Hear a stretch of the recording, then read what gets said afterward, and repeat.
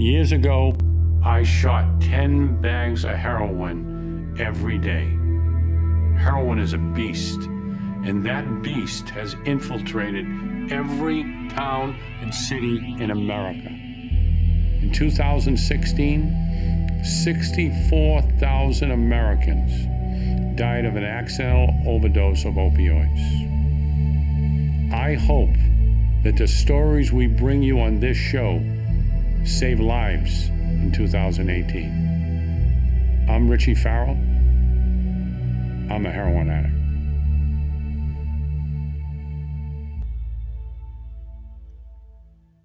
Okay, I want to thank you for joining us tonight on our live show. I want to start with a somber, no, it's somber, that's right? No. Yeah, somber. That's right. I'm so close to sober. But when we talk about one day at a time, I was thinking in April for another 4 days, I'll be clean and sober for 31 years. I'm an old guy. But when we talk about one day at a time, and people say, how do you do it? One day at a time. And my son's soccer coach and one of my best friends, great guy. Wasn't an addict, was just a super guy, coached these boys to a couple state championships. Last night, playing soccer at the Dome in the men's league, running down the field, face planted, and was dead before he hit the top. He had a widowmaker, and that's what happened. So when we think about that, when I've been forced to look at life today in a lot of different ways, to talk to my son and the other soccer players. And when you think about that, how important it is for not just us addicts, but for everybody to live just one day at a time. Because that's all we have. Who knows about tomorrow? There's a guy that has 2 children, one in senior in high school, one in college, that their lives change forever. And if we would just, you know, all of us, every single one, especially people that are addicts, it's such a great saying, one day at a time. That's all we have. Okay, I'm an ex-junkie, and we're here to inspire people, to bring hope and change, and hopefully empower people that are out there struggling, families of who have loved ones that are struggling, whatever it may be. Our goal is to bring stories, and we got a couple of incredible stories today. Aaron will be with us in a few minutes. But what I did want to say, I wrote a memoir called I'm a Heroin Addict. And if you go on Friday to our Facebook page, I Am a Heroin Addict, you will find the details. I was going to do it today, but I was dealing with all the stuff around Mark's death. Friday, there's going to be details on how you can download that for free, absolutely nothing. You'll have to download Kindle, which is free, and then you can go and you can download my memoir, which is my account of 7 days in a court-ordered detox in Lowell, Massachusetts. Without further ado, my anchor, I like to call her my host, not my co-host. My host, all that jazz, I'm going to introduce her, and go ahead, my friend. Okay. Hi, friends. Thank you for joining us. So, first of all, I'm a heroin addict in recovery.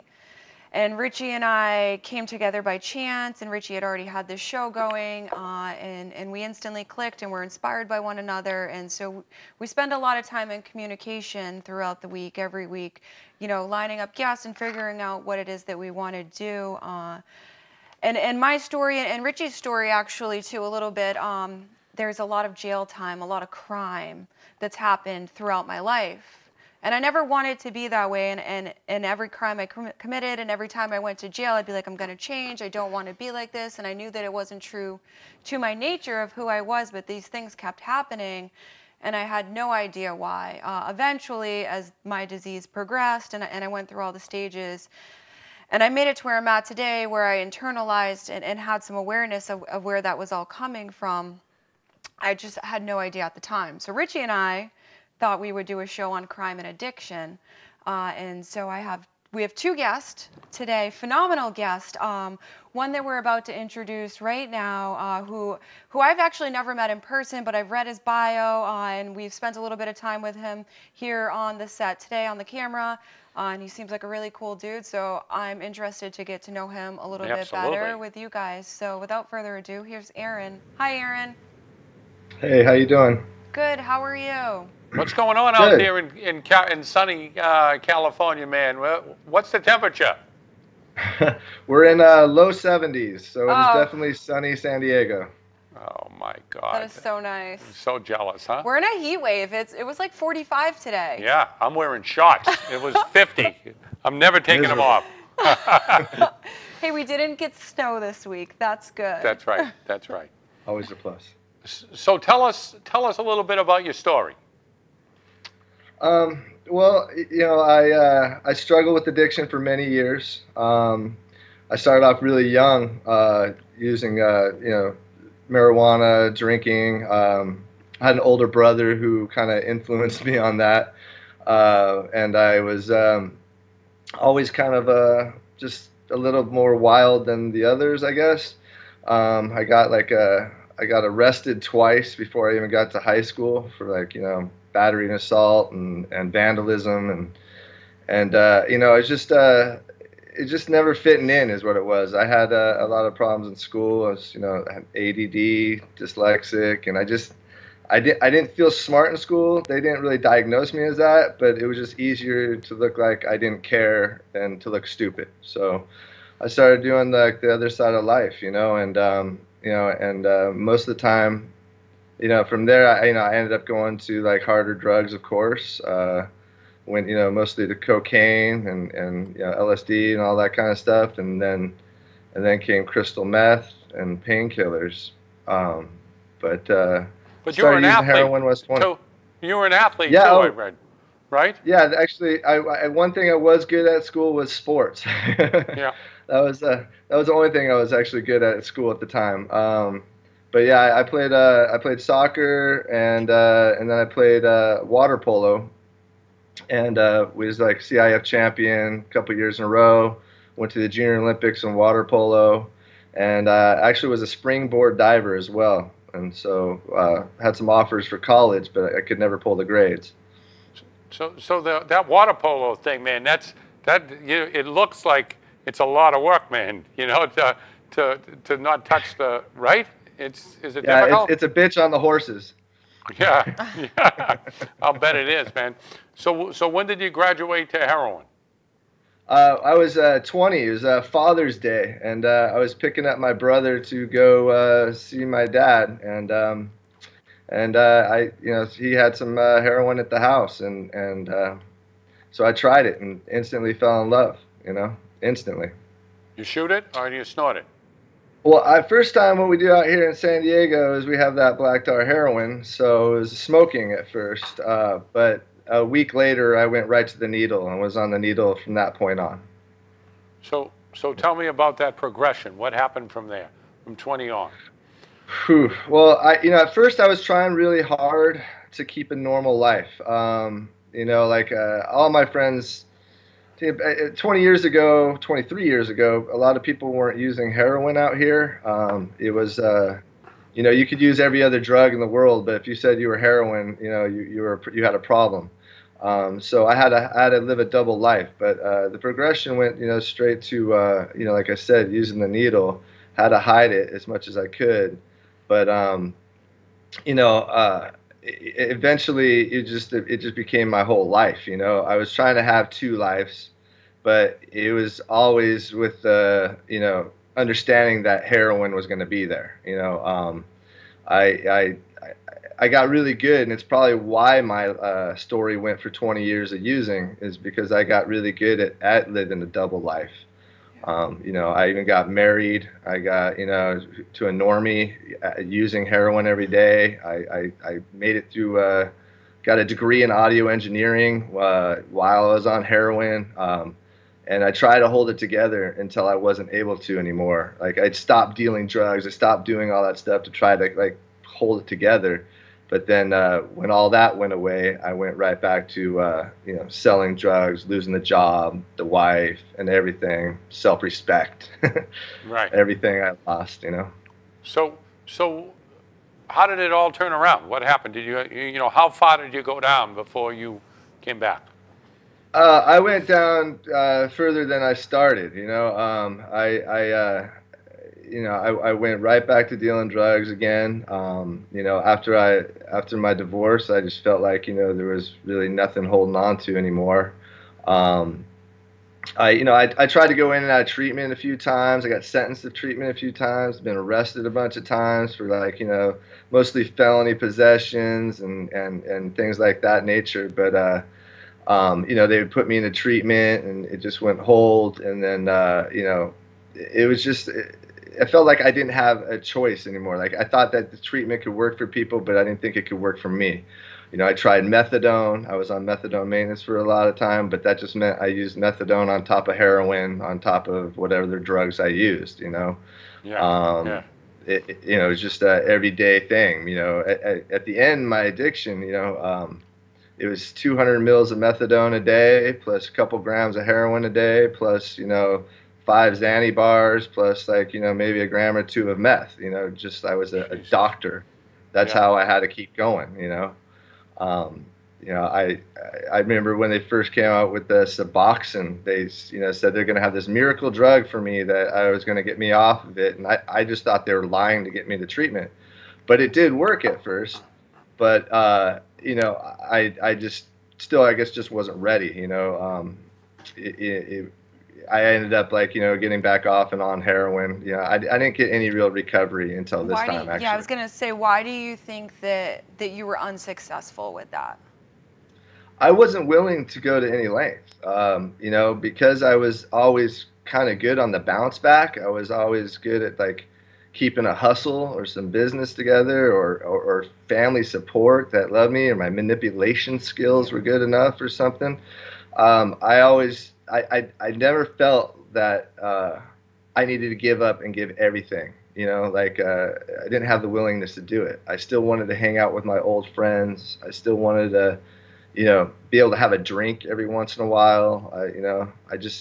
There was a lot of reasons that I just thought I was better then, but totally not feeling that way. Feeling as small as you can be, but somehow feeling better. Yeah. So how do you feel about the kind of the traditional way that we're dealing with the epidemic now, and the harm reduction and the MAT? How do you feel about that? Well, that's a great question. When before I got sober this time, I did a little wave. I went back and forth on this, but I totally was a big believer in any kind of harm reduction or MAT, and literally when I first got on Suboxone the first time, I was ready to go across the country promoting this drug. I just couldn't believe they made such a thing. But then when I got sober this time, I went completely cold turkey. I had a horrible kick. I had to go all the way through it. Work the program, and abstinent all the way. And I started finding myself judging people who were doing harm reduction and or methadone, and that's not where I wanted to be. Sure. Who am I to say that my way is the only way? It's just such a huge epidemic, and and I'm not a doctor, and I know a lot of doctors who have said that it does help people, and I know personally that I have friends that very close to me who couldn't keep themselves out of prison, who couldn't couldn't live a normal life, who living on methadone now and have a job and who are productive. It didn't work for me, but I believe in this big epidemic, we need to use everything we have and make sure we don't create a stigma towards that as well, because we want to change the stigma. While we're on the subject, I have a question for you that came in from a viewer. She says, hey, so I have a question. I've never been like a group person or anything, but I've been in the methadone clinic 5 years now. Highest 110 milligrams, now at 36. I go every 30 days because the restless leg syndrome was getting pretty bad at 1 milligram a week. I had to stop once at 75, then again at 40, each time for a bit longer than the last. This is just crazy. It is still a synthetic opiate. I suppose it's more depressing than anything how long it takes and the toll my body methadone has taken. I don't agree with it as long-term recovery treatment personally. Any advice? Anyone you can point that may be able to give some advice? I can't even go to rehab because I have Medicaid and I can't lose my job or my place to live. Yeah, that's a standard kind of story. I would definitely suggest that, like, well, first of all, I commend you for dropping down that, and keep on trying. That's great. And take your time with it. There's no race to get off of it at this point. The worst thing would be is if you came off and ended up going back to street drugs. But I would think that, not being a doctor myself, but for me, my experience when I was coming down it, you can feel 1 milligram a day drop. You can feel 1 milligram a month a drop. You can feel it. So I would go to another doctor and ask for any other kind of medications that could help with the restless legs and what could help with the anxiety that comes with it. Now, I'm not saying benzodiazepines, but non-narcotic medications that can assist you with that. And I would get over the idea of not being a group person, because none of us are group people when we first get into this. Yeah. It's for your life, and you have to decide how far you're willing to go for it. And if that means sitting in a room and doing some group and getting some support, then I would suggest that as well. And it's a big help. Community is huge. There's another question that just came in from a gentleman that says, do you think drinking has to be stopped completely if never an issue before, or does that depend on each person? Traditionally, I would say, anything that I can speak for myself. I wanted to hold on to drinking forever, and I didn't think it was going to be such a problem for me. But I needed to stop. I can't use anything from personally, anything outside kind of sources. That even goes to like kava, kratom, which is a big thing that's going on now. Right. I can't take anything. If I have a cold and I go to the CVS, I look at the medications involved in it before I get them, because I'm so afraid of losing my sobriety, and it wasn't worth it to me. So yes, I would say that it is an individual thing, but I had tried every other way before I ended up finding out that I needed to be one of the people that couldn't use anything. Right. So I have another question for you, Aaron. When you first started telling us and introducing yourself to us, you talked about like never fitting in or feeling a part of, and how that carried over throughout your life. And I'm a really big believer that this thing stems from like some kind of spiritual malady, some kind of disconnect from self. What does your life look like today? And like, what have you done to get over? Because like here you are on a show in New Hampshire with people you've never met, telling your story to the world. Like something's changed. Oh yeah, something incredibly changed. I got arrested one last time because that was the intervention I needed. I don't take subtle hints. So I came in handcuffs. Right. And I wasn't gonna get clean this time. And I just figured I'd get off paper and go back to selling drugs and doing what I do. And I had a moment of clarity. It was just that it was like I had enough time that the drugs were off of out of my system, that my brain started to heal. Today, my brother bet me. He said, look, Aaron, if you don't think it will get better in a year, then go back. And if anybody was going to do a debate, I know what this life brings me. I had no idea what that life brings me. You'd want to know both sides of the coin, so I decided I'd know both sides of the coin. And I took him up on it, and life got better. It was a lot of hard work, but today I changed everything. I changed where I work, where I live, the people I hang out with. I go to meetings constantly. I work in recovery now. I'm going to school to become a counselor, which is kind of like the awesome. Cliche, junkie turns to counselor, but and they told me I should do it forever. And I said, no, that's not me. But it just became what I was going to do. I have my family back in my life. I have you know, my hobbies are back. The things that made me me are back in my life. You know, I get to surf. I get to enjoy the fact that I live in San Diego, and you know, and literally, it's it's a practice thing. You know, you go through a life situation, and you don't use drugs and alcohol for the first thing, or heroin as my first go-to, and then my brain starts to decide, you know, new different ways to deal with it. And once you get through one hurdle, you get through the next, and then before you know it, it's not even the first go-to. Yeah. Yeah. We got another question, but I'm too old to read it, so we're going to have the control room change the font so we can bring it up here. But in the meantime, I wanted to just talk, you know, and I'm the last guy in the world to say that my way is the only way. Back when I got, it was like, you know, sit there.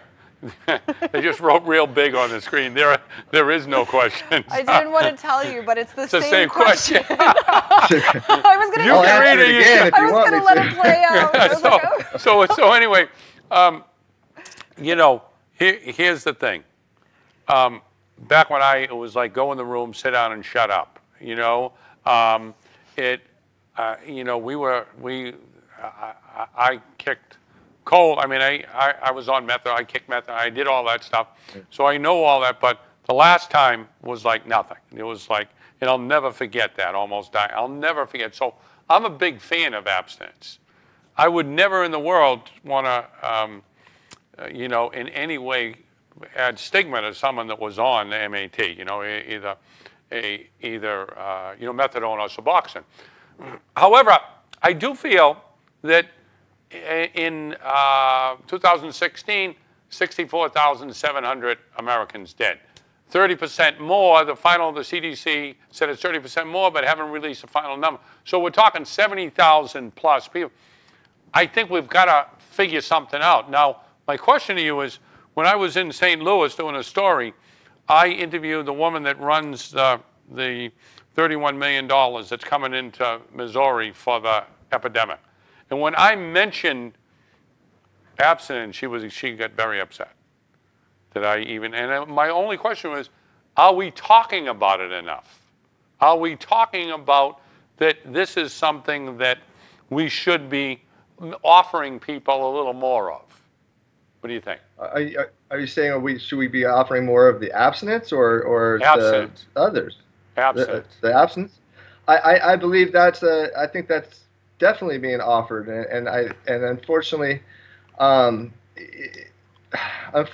think that's a problem that we have, that, you know, because there is a stigma against medicated assisted treatment in the rooms, you know, and there is a stigma that's going on, and I do believe that abstinence is being offered, but I'm afraid that we're gonna like close the door to some people if we didn't offer something else as well. I mean, once we have them in there, then we can work on the others, you know, about getting abstinent or whatever they need. But for me, of course, I'm abstinent, and I want people to be that way. That's what I would want for people, because I want them to be as free as I am, you know. Right. I lived on it. I lived, you know, on the Suboxone maintenance, had doctors tell me I should never be off of it. I had, you know, doctors tell me never come off methadone, and I was able to do it, and I've never felt more free. Do I want that for everybody? Yes, but you know, I'm you know, like I said, I just think that this epidemic that we have, that, you know, anything to get them to help and maybe have more of a productive life is we need to look at as an option. You know? Right. Did you want to follow up on that? On the whole abstinence thing? Sorry, I was reading the question that just came in. Yeah, absolutely. So let's go to the question. It's a good question. Well, sorry. I want to give my opinion. Oh, sorry. Yes. So my opinion on the abstinence thing is pretty much exactly what Aaron said, right? And as you were talking about that, I was like reflecting internally because I was on MAT programs for a long periods of time, and now that I am completely abstinence-free and I get to shine, and I'm full of passion, and my life's really cool, and I have all these really awesome things, but most importantly, like, I can feel my soul alive. Right. But if I didn't, I was reflecting on this literally right in that moment. If I wasn't on MAT for those periods that I was, like, there's a pretty good chance that I would have overdosed and died. Right. You know, and I had to go through Absolutely. every experience that I had to go through to be able to get through where I could shine and find me. Right. You know, Right. and it took all of that. You know, so Or in prison.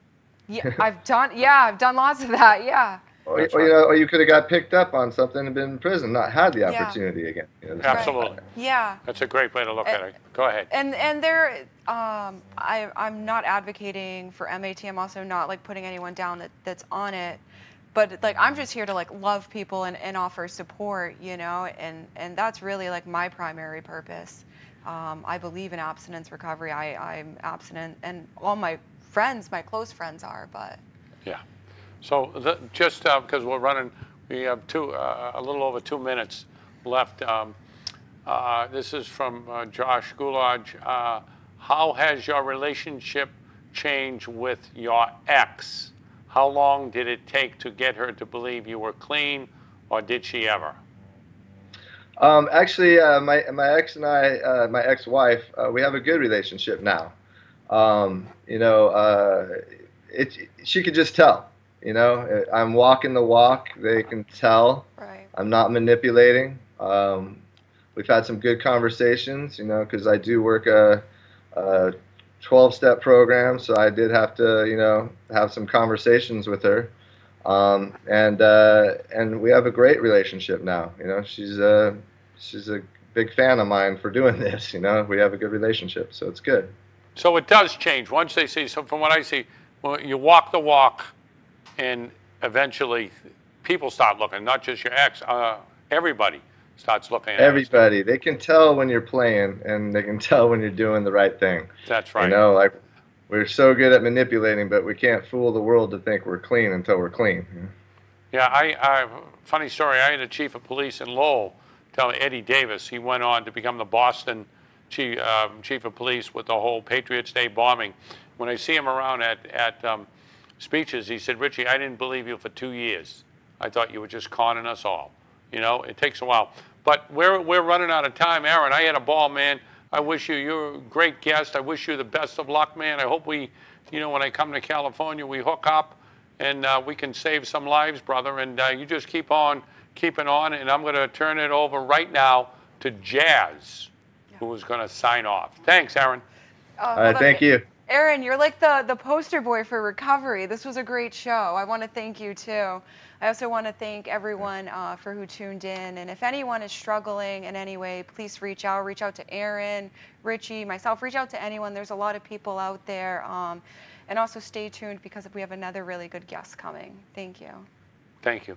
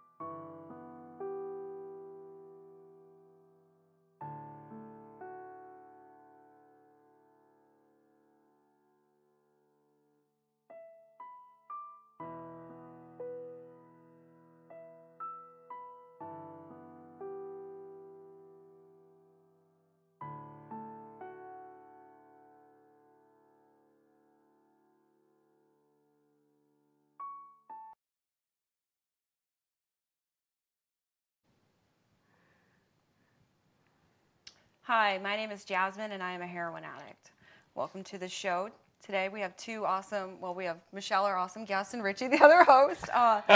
And we have a show today for crime and addiction. And for those of you who have been following us, my story involves a lot of crime in my life and in and out of jail, and Richie's story does too. And actually, those were two major points in our life that got us through to the other side. Whereas today, I'm able to live as a recovering addict and be a productive member of society and show up for relationships and be true to myself and follow my passions in life. So when Richie and I were coming together and picking out show topics that we wanted to do, we started thinking about who we wanted our guests to be. And there was just one woman that just came to mind because, you know, she's been through a lot in her life, and here she is on the other side just thriving, and her whole entire life is dedicated to helping other addicts now. So I'd like to introduce Michelle, who is our guest today on the show. Hey, Jazz, thank you. But I just want to know one thing. Is that your prison name? It is. Vanagle is actually my maiden name, and it is the prison name that they go by. My real last name is Leclerc. Fantastic. Which Jasmine, I guess, didn't I've realize. known Michelle for years, and I thought that was her last name. Yeah. I did. So I learned today that that's her prison name, which is so fitting for the show. Well, and it's perfect because, I mean, it is my Facebook name, so I never change Facebook. So it's Fantastic. my social media name. Fantastic. Well, I'm glad that I know your prison name. Yep. Yes. And now that we have that all, tell us a little bit about your story. So, I mean, typical. My family is a pretty normal family. You know, they moved Where'd me you grow up? Well, I was born in Lynn, Mass, and then they moved me to Londonderry, New Hampshire. I blame that as half my problem. No, I'm just kidding. We came up to Londonderry when I was 15, so I've been in New Hampshire ever since. Graduated from Londonderry High School, did the typical drinking, smoking weed, little ecstasy. But my family's a big family of shoulds. You should get married, you should have a career, you should have a couple of kids, you should have a couple of cars in the driveway. So if everything on the outside looks good, everything on the inside must be fine. Right. So I did that though. Like at 23, I put everything down. And I did all those. I got a great career. I had 2 children. I bought a house in Londonderry, had a couple of cars in the driveway, the whole 9 yards. But I still didn't feel comfortable in my own skin. Nothing was still good enough. Nothing made me happy. Like I kept getting raises at work. I mean, I made a ridiculous amount of money and nothing made me happy. So untreated, you know, never went, occasionally still drank, but never did anything about my addiction. I relapsed when I was 34. Wow. And they say that, you know, your disease is progressive. Well, I'm here to tell you it keeps doing push-ups the whole time you're not using. Because at 34, I relapsed in February of 07. And by September of 07, I was in Valley Street Jail. It's a very nice one to go to. Yes, with a few felonies. I got arrested with about 27 felonies when I got arrested. Wow. And so that's a lot of my story. You know, I went from, like, I quit my job, I went through my whole 401k, got into cocaine. Crack cocaine is my drug of choice. And, you know, made it look easy. Still didn't think. Yes. Did you see the movie I made, High on Crack Street? No, I didn't. Well, but no, you got to see that. Crack cocaine. Crack cocaine. But, you know, and I always thought that I wasn't as bad as everybody else because I was functioning. I mean, I was dealing drugs functioning, but I was functioning. So I wasn't on the street corner. I wasn't selling myself. My kids have never seen me high, but they have severe abandonment issues because I dropped them on my mother's doorstep. Yeah, because they never saw you. They never saw me. Right. I just left. But in my mind, because our disease plays tricks in our mind and our own voice, in my mind, I was better than. I wasn't falling down. I wasn't stealing. And like any of those things, which now today, since I'm in recovery and I've looked at my actions and I realize that's completely, I won't swear, but completely full of it. But then once I got into the prison system, it was hard to get out. Right. Yeah. Very hard to get out. Because then I did my time in prison. I did a year and a half. My family was still supportive at that point in time. I moved in with my sister and I got out and couldn't get a job because they looked at my resume that I have a 6-figure salary on and I'm applying at Dunkin' Donuts because no 6-figure salary is going to hire me with 27 felonies on my background. Yeah. So I got wrapped up into the prison system, I felt like the built-in maid at my sister's house because I was cooking, I was cleaning, and this is a sister that's 10 years younger than me. Sure. My pride got in the way. Right. So I left, went back to the streets, started selling again. That's my story for about 10 years. Wow. Kept going in and out of prison out of the past, well, now it's out of the past 11 years because I've been out for a little while, but out of the past 11 years, I've done 8 behind the wall. Wow. And every time, and through those eight behind the wall, I've lost my children. You know, my family support's gone. So then, you know, I was like, I have to do something different. The New Hampshire prison system is not one that offers Success. or support. Right. I mean, It's not- especially for women. I mean, they are building a new prison. I think it might be opening soon. They're going to have some equality between men and women, but really, Yeah. that's down the road. So there was a counselor there that did this intensive drug program inside the prison. I signed up for it. It was 9 months. I did probably 5.5 of it because then I got released on the bracelet. And I went to a sober house. So I said I'd do something different, and I wouldn't live with a boyfriend or a friend. And, Yeah. you know, the regular routine Yeah. of I'm in love with you and everything's great and we're going to be happy for the rest of our lives. Forever and ever. And we're really not. And I went to a sober house with the intention of only being there for 30 days, just long enough to get a job, get an apartment, and get the hell out, because that wasn't really where I wanted to be. But then something changed when I got there. I was around a bunch of women that were going through the same thing as I was. And it was supportive. And I actually looked at myself finally and actually, you know, worked on myself. And What kind of sober house? Was it a MAT house or a... it was not an MAT house. Completely. Richie loves that. I just want to put that in there. Not an MAT house, abstinent-based house. And it worked. Yeah. And then all of a sudden somebody, and that was what I had lost too. Like I lost somebody believing in me, or I felt like nobody believed in me. And now I'm 43 years old and I'm at Dunkin' Donuts baking bagels at 2 Michelle would o'clock in the bust morning. her ass and get up at like 2 o'clock. It was Yeah. so bad. Making we bagels? would still be outside smoking cigarettes, and Michelle would be going I to bet work. you I ate a couple of those Oh, bagels. probably. And I'm up baking bagels, and I'm like, this can't. And that always, it was actually harder for me to put down the dealing of the drugs than it was for putting down the drug itself. Yeah. I was more addicted to that chaos and the money because Dunkin' Donuts pays, well, I think they're up to 10 now, but I mean, I think Wow. I was making like I s- $8.75 an hour. I saw a sign, $12 to start at Dunkin' Donuts. Oh, well, then that's That's definitely, pretty, yeah. That's pretty damn good. pretty damn good. Yeah. So then somebody believed in me. They needed a house manager at the sober house. They thought I'd be good at it.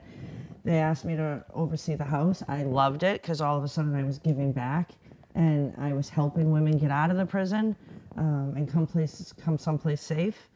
You know, a few months after that, they also own a treatment facility in Hudson, and they hired me there. And that was, wow, 2.5. I just was there 2 years, March 21st. So I can't resist here. I'm sorry, I keep trying, and it just keeps going back to... Oh God. I know. Brace yourself. I can't resist.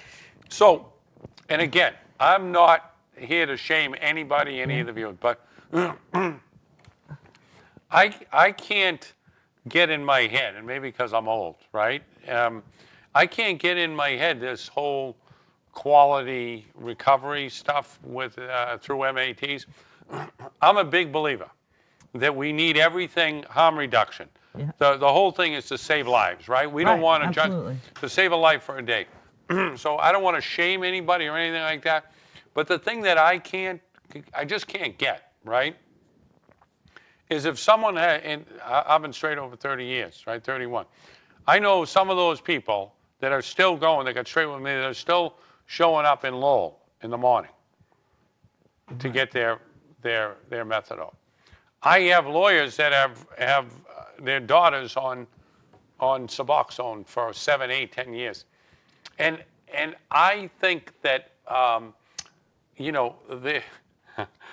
the bottom line is that I think, personally, that what we should do is to have more of an opportunity for abstinence. And and I don't mean to shame anybody. Please, everybody gets mad at me all the time because I think methadone and Suboxone have their place.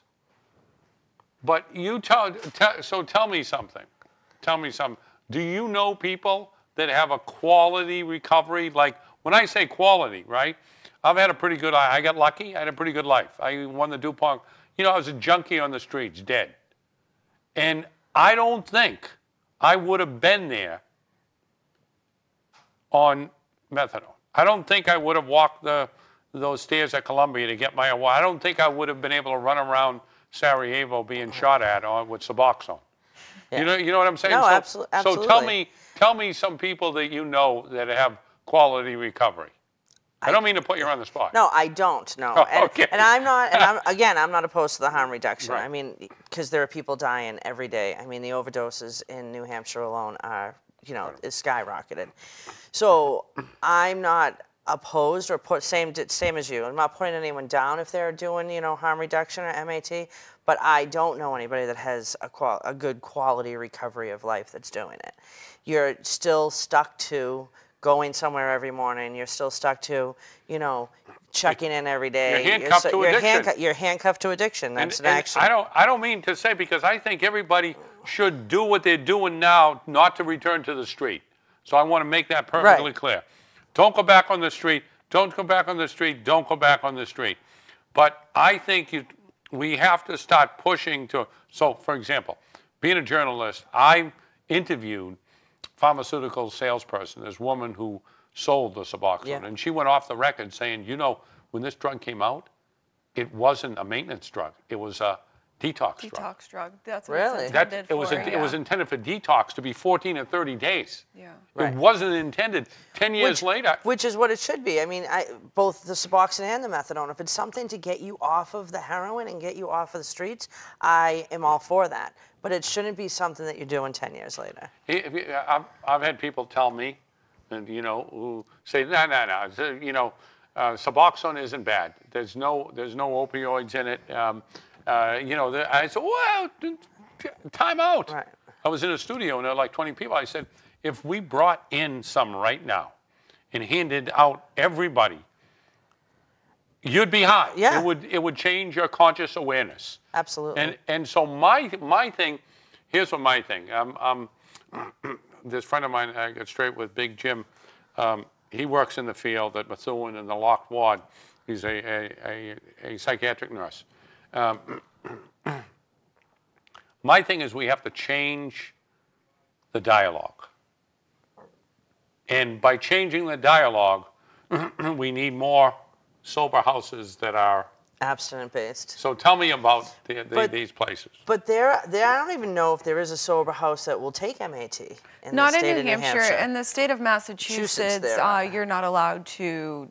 You can. They're not allowed to tell you what meds you can and can't be on. But in the state of New Hampshire, they're dying like crazy. We're turning into the new Florida.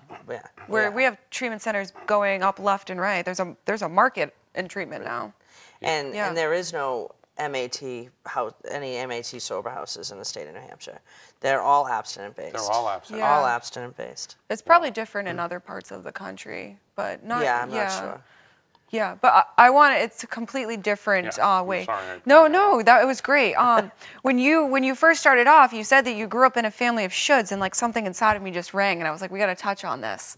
Shoulds, like your family said that you should be this way and you should be that way, and I was like, fuck, that's what society does to us. Right. Yeah. Right? So your whole life, I'm imagining that you grew up just so disconnected from who you truly were because you were trying to appease everyone else, and I feel like that is what society does to the youth.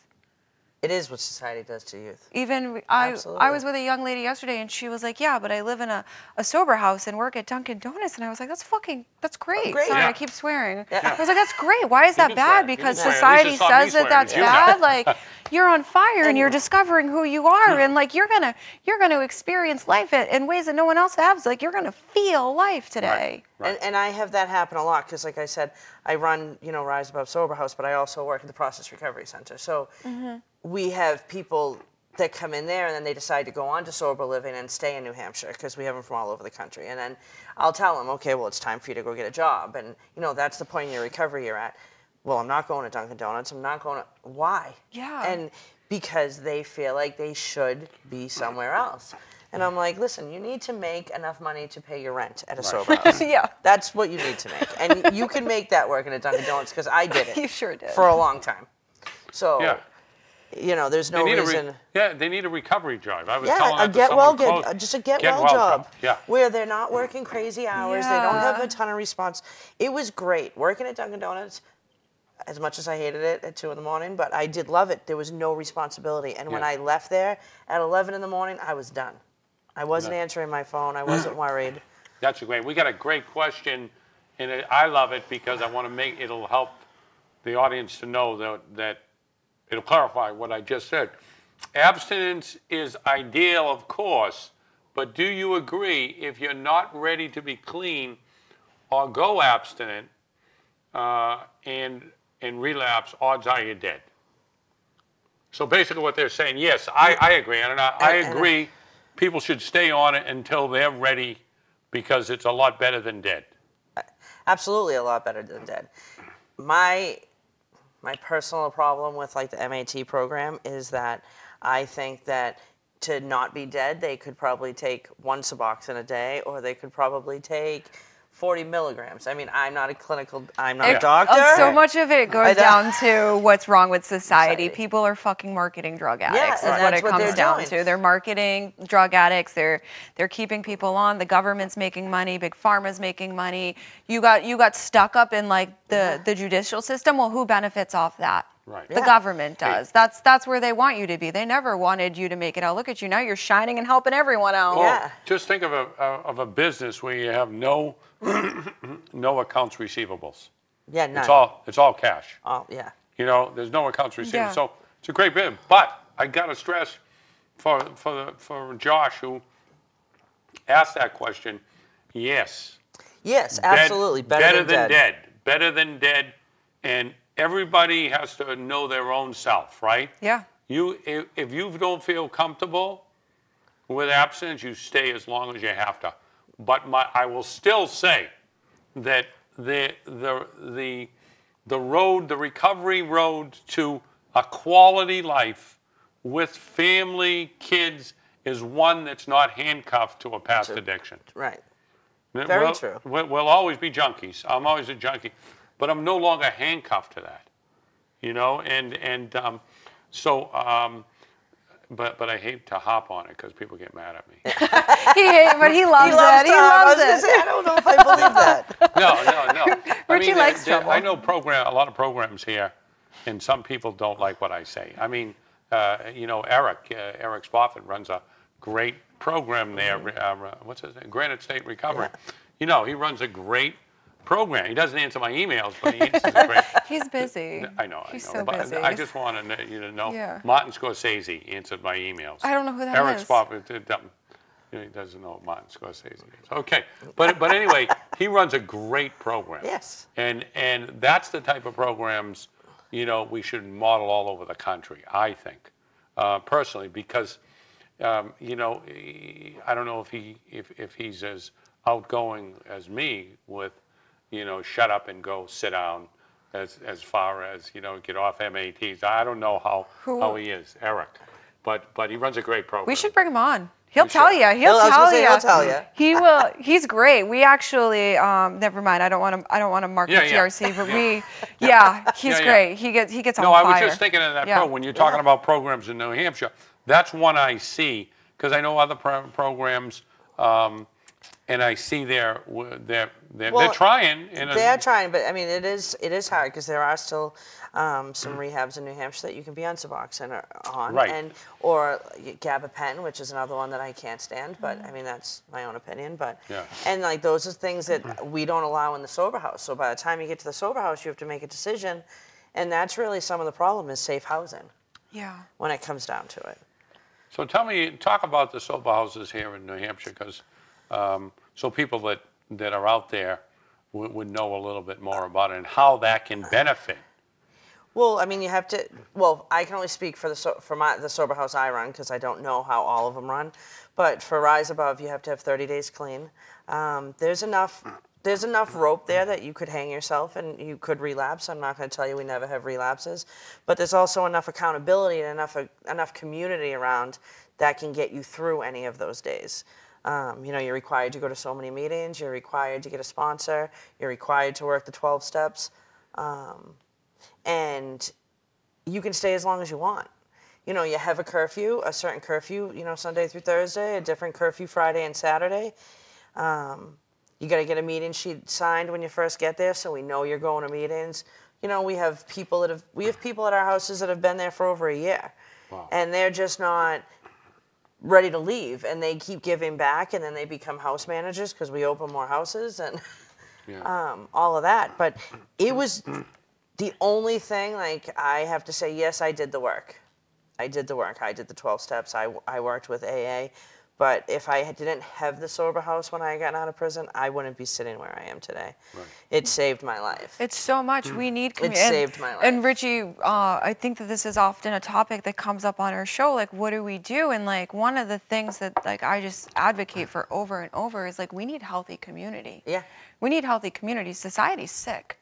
Right. The majority of individuals that you like come into on a day-to-day basis, they may not be alcoholics or drug addicts, but they're spiritually sick individuals. Right. And you know what I mean? Like the things that they're worshiping and the things that they're doing with their time, it's unhealthy. It's crazy. And it's hard. Like, I mean, my family, I don't come from a family of addicts. So, and like, I don't have my girls back. They're not, I mean, well, they're talking to me a little right now, but like, that's not amazing. But not on a regular basis. How old are they? 17 and 19. Yeah. But they're not talking to me on a regular basis. But if I didn't have the women that had been in the sober house when all those things were happening, I would have used that I used that, I shouldn't say wouldn't, I used that for all of my relapses as a reason. I've already done my prison time. I've already, you know, if my kids aren't going to come back into my life, if I'm going to be stuck at a stinking Dunkin' Donuts job. I mean, our disease talks to us in our own voice. Right. So if I didn't have the women at the sober house, I wouldn't have got through that. And now, I have almost 5 years, but like 4.5, but it's the same thing. Like, life still happens. Right. My days aren't always roses and cream. Right, and if you never took the time to work on you internally, I'm assuming you wouldn't have been able to form those connections with those women. Absolutely not. Right, if I don't work on me, then I'm not going to be able to integrate into a healthy community because I'm still going to be a sick individual. Yeah.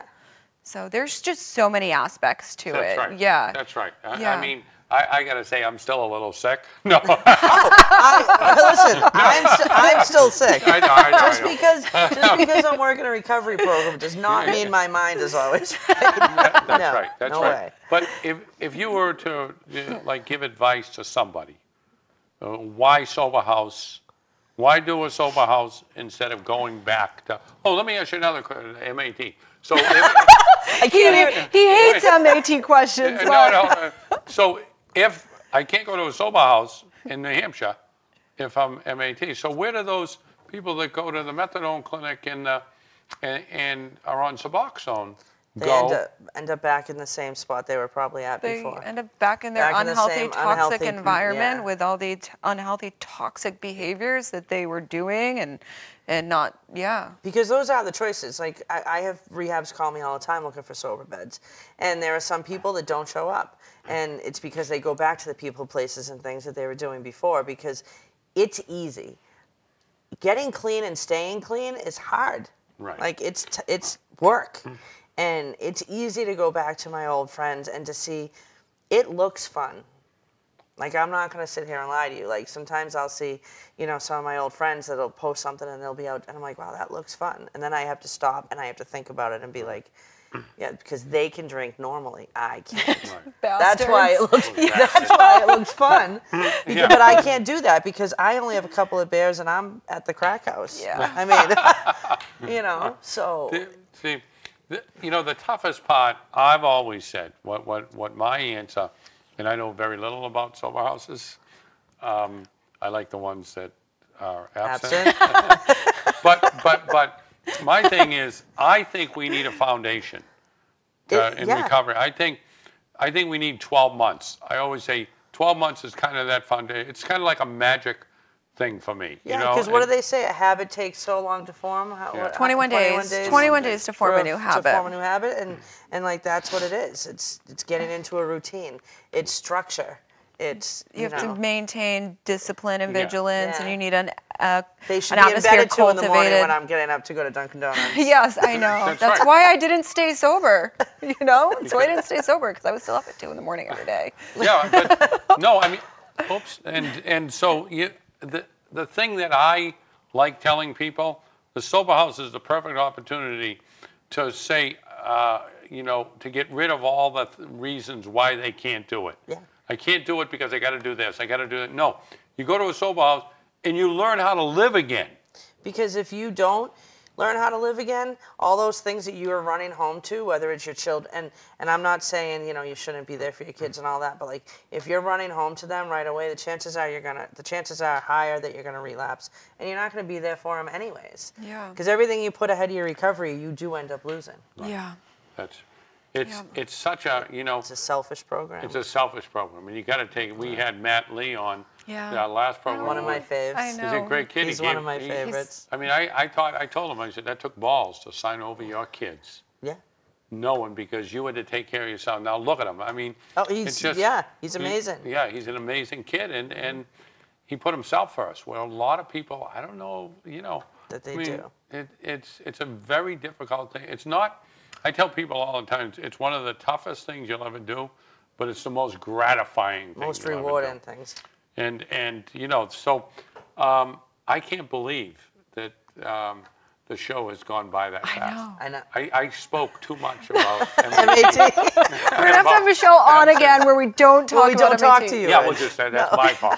Next time I'll just shut up. But I want to thank you very much for coming with us, and I'm going to let Jazz sign out here on this beautiful day. All right. Yeah, thank you, Michelle, and thank you to everyone who tuned in. If you're struggling in any way, please reach out. Know that we care. You can reach out to any of us or anyone else, and we love you all. Thank you.